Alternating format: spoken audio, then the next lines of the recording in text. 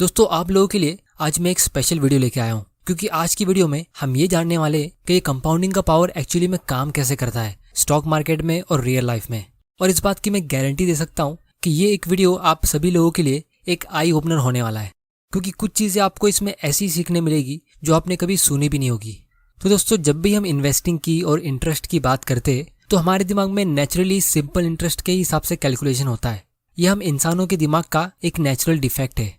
जैसे अगर आप 1 लाख रुपए इन्वेस्ट करते हो और वो 10% के रेट से ग्रो होता है तो सब लोग यही कहेंगे कि ये इन्वेस्टमेंट 10 साल में डबल होगा, कुछ इस तरह से।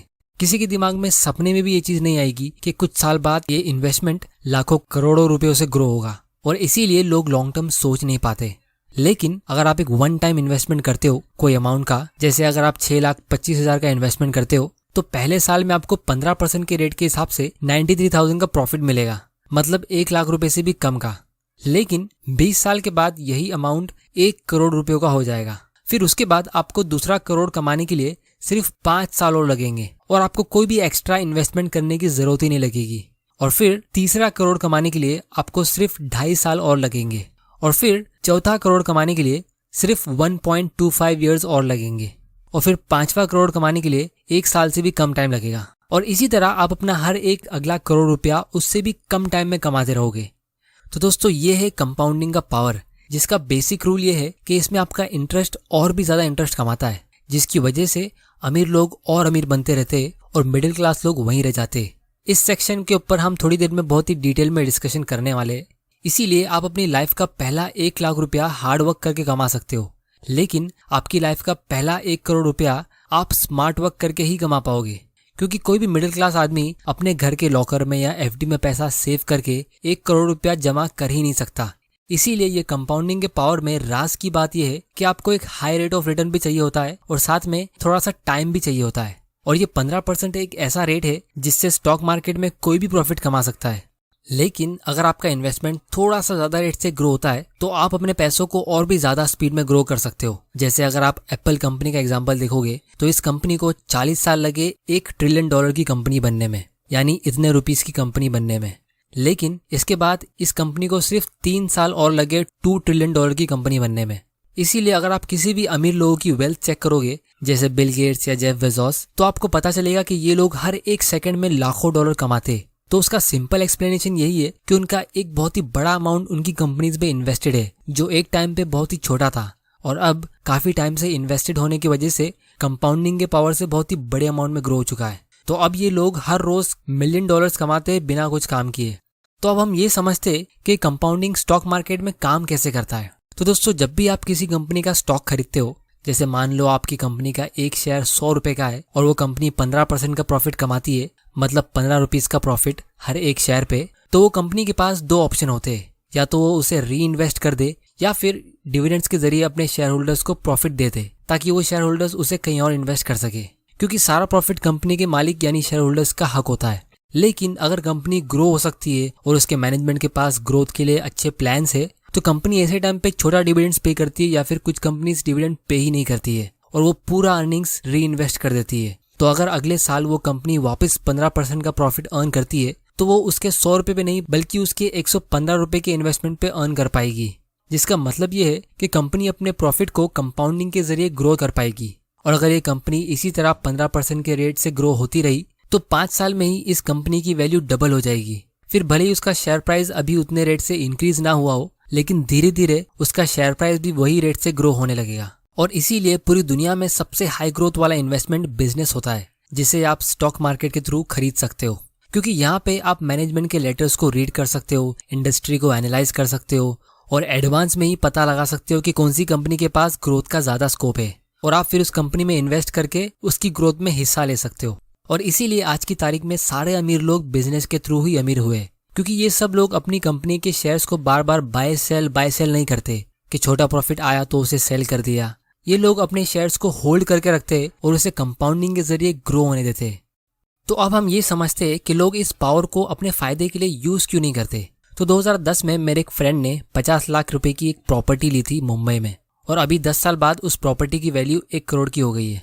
और दूसरी तरफ उसने 2 साल पहले म्यूचुअल फंड में इन्वेस्ट करना शुरू किया और उसने उसमें 500 रुपया इन्वेस्ट किया। एक्चुअली में उसका इरादा था 500 रुपये की SIP का, लेकिन पहला पेमेंट होने के बाद ही उसने SIP स्टॉप कर दी क्योंकि उसे कहीं से इन्फॉर्मेशन मिली कि रिसेशन आने वाला है। तो वो 500 रुपये इन्वेस्टेड रह गए और अभी 500 रुपया ग्रो होके ऑलमोस्ट 650 के आसपास हो चुका है।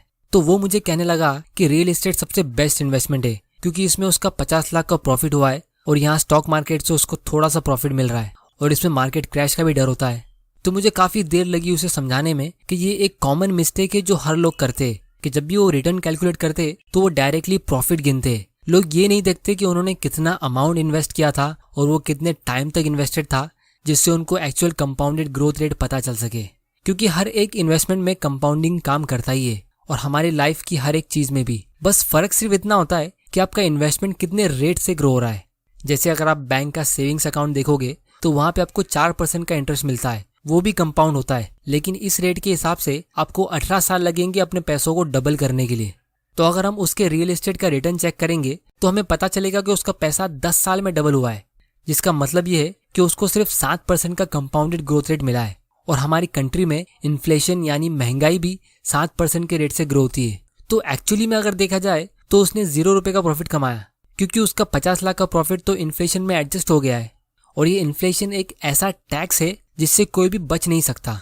बहुत सारे लोगों को लगता है कि वो टैक्स नहीं भरते क्योंकि वो कोई स्मार्ट तरीके से इन्वेस्ट करके टैक्स बचा लेते या उनकी सैलरी बहुत कम है इसलिए उनको टैक्स की चिंता करने की जरूरत नहीं है। लेकिन सच ये है कि इंडिया का हर एक आदमी हर साल 7% का कंपाउंडेड टैक्स पे करता है इन्फ्लेशन के नाम पे। फिर भले ही वो लोग गवर्नमेंट को अपने जेब से पैसा नहीं पे करते हो, लेकिन जब गवर्नमेंट हर साल नए नोट छापती है जिसकी वजह से बाजार में चीजों के भाव बढ़ जाते हैं, तो लोग उन चीजों को महंगे प्राइस पे खरीद के ना चाहते हुए भी टैक्स पे कर रहे हैं। ये चीज मैं आप लोगों को आने वाले वीडियोस में प्रूफ करके दिखाऊंगा कि इन्फ्लेशन और टैक्स दोनों एक ही चीज होती है, क्योंकि दोनों गवर्नमेंट की तरफ से होती है और लोगों के लिए उसका इम्पैक्ट भी सेम होता है। आप गवर्नमेंट को अपने जेब से इनकम टैक्स के नाम पे पैसा दो या गवर्नमेंट खुद से नए नोट छाप ले, दोनों एक ही बात है। अमीर लोगों से गवर्नमेंट इनकम टैक्स के नाम पे टैक्स लेती है और गरीब लोगों से महंगाई के नाम पे टैक्स लेती है। तो अगर हम इस 7% के इन्फ्लेशन को टैक्स कह देंगे तो ये एक्चुअली में सही स्टेटमेंट होगा। और इसीलिए एक world famous economist J.M. Keynes ने कहा था कि इन्फ्लेशन एक ऐसा टैक्स है जिसको सिर्फ करोड़ों लोगों में से एक आदमी सही तरीके से समझ पाएगा। और ये कंपाउंडिंग की वजह से गवर्नमेंट के इनकम टैक्स से भी ज्यादा डेंजरस होता है, क्योंकि ये महंगाई एक बहुत ही बेरहम टैक्स सिस्टम है, क्योंकि ये कंटिन्यूसली कंपाउंडिंग के जरिए ग्रो होता रहता है। इंडिया में हमें 40 साल पहले 2 पहलवानों की जरूरत लगती थी 10 रुपए के अनाज को उठाने के लिए, लेकिन आज एक 5 साल का बच्चा भी 10 रुपए के अनाज को आसानी से उठा सकता है। तो ये भी पावर ऑफ कंपाउंडिंग का ही नतीजा है। और ये इन्फ्लेशन का टैक्स उन्हीं लोगों को सबसे ज्यादा परेशान करता है जो या तो सेव करते ही नहीं है या फिर इनकम टैक्स बचाने के लिए अपने पैसों को ऐसी स्कीम्स में डालते हैं जहां से उनको 7-8% का रिटर्न मिलता है। तो जितना भी प्रॉफिट वो कमाते हैं वो पूरा प्रॉफिट इन्फ्लेशन टैक्स में एडजस्ट हो जाता है। और सबसे इंटरेस्टिंग चीज ये है कि ये बात उन लोगों को पता भी नहीं चलती है और वो लोग अपनी पूरी जिंदगी निकाल लेते हैं इस इन्फ्लेशन टैक्स को पे करते करते, लेकिन कभी समझ ही नहीं पाते कि एक्चुअली में हो क्या रहा है। सेविंग्स भी कर रहे हैं और इन्वेस्टिंग भी कर रहे हैं, लेकिन अमीर क्यों नहीं बन रहे। तो इसीलिए अगर आपको टैक्स से डरना ही है तो उस टैक्स से मत डरो जो फ्यूचर में आपको तब भरना पड़ेगा जब आपके पास बहुत सारा पैसा होगा, बल्कि उस टैक्स से डरो जिसे फ्यूचर में आपको तब भी भरना पड़ेगा जब आपके पास कम पैसा होगा। तो लोगों का खुद का माइंडसेट ही उनका सबसे बड़ा दुश्मन है। इसीलिए आपको सेविंग्स माइंडसेट से हटके इन्वेस्टिंग माइंडसेट लाना होगा, क्योंकि हम इंडियंस सेविंग्स में बहुत आगे हैं लेकिन इन्वेस्टिंग में बहुत ही पीछे है।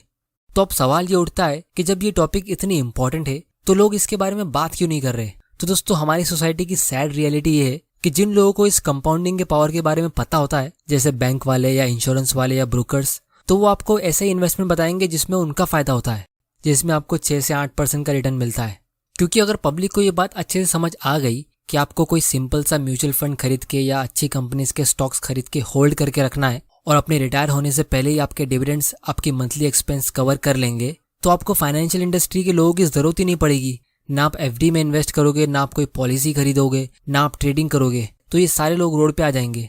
तो इसीलिए मैं हमेशा कहता हूँ कि फाइनेंशियल इंडिपेंडेंट होने से पहले आपको मेंटली इंडिपेंडेंट होना पड़ेगा। तो दोस्तों, फाइनली मैं सिर्फ इतना कहूंगा कि जब भी हम सुनते हैं कि किसी आदमी ने स्टॉक मार्केट में कुछ साल पहले एक छोटा अमाउंट इन्वेस्ट किया था और अब वो बहुत बड़ा अमाउंट हो चुका है, तो लोग हमेशा बहाना ढूंढते हैं अपने आप को तसल्ली देने के लिए कि उन्होंने वो टाइम पे एक्शन क्यों नहीं लिया था, कि उनकी कुछ मजबूरी थी या वो टाइम पे उनके पास उतने पैसे नहीं थे। लेकिन आज हम ऐसे टाइम पे जी रहे हैं जहां आप स्टॉक मार्केट के जरिए 500 रुपए से भी इन्वेस्टिंग शुरू कर सकते हो और जो भी इन्फॉर्मेशन आपको चाहिए आपको मिल सकती है और घर बैठे बैठे ही आप इन्वेस्टिंग की शुरुआत कर सकते हो। तो दोस्तों, अगर आपको स्टॉक्स खरीदने के लिए एक अकाउंट ओपन करना है तो उसका लिंक नीचे डिस्क्रिप्शन में है। आप वहां से फ्री में डीमैट अकाउंट ओपन कर सकते हो और घर बैठे बैठे इन्वेस्टमेंट की शुरुआत कर सकते हो। बिजनेस चालू करना हर किसी के लिए पॉसिबल नहीं है, ये चीज हम सब जानते हैं, लेकिन बिजनेस में इन्वेस्ट करना हम सब के लिए पॉसिबल है। फिर भी सिर्फ इंडिया के 2% लोग स्टॉक्स में इन्वेस्ट करते हैं और उसमें से भी मेजॉरिटी लोग ट्रेडिंग करते हैं छोटे मोटे प्रॉफिट्स के लिए। तो अगर आपने ये वीडियो यहाँ तक देख लिया है तो आपको एक बहुत ही स्पेशल नॉलेज मिल चुकी है फाइनेंशियल फ्रीडम के लिए। लेकिन इन सब का फायदा तभी होगा जब आप इन्वेस्टिंग की शुरुआत करोगे। तो दोस्तों, उम्मीद करता हूँ कि ये वीडियो के बाद आपका लॉन्ग टर्म इन्वेस्टिंग और कंपाउंडिंग से रिलेटेड सारा डाउट्स क्लियर हो चुका होगा। और अगर आपको कोई भी क्वेश्चन है तो आप मुझे नीचे कमेंट करके पूछ सकते हो, मैं आने वाले वीडियोस में उसे कवर कर लूंगा। फाइनेंशियल नॉलेज नाम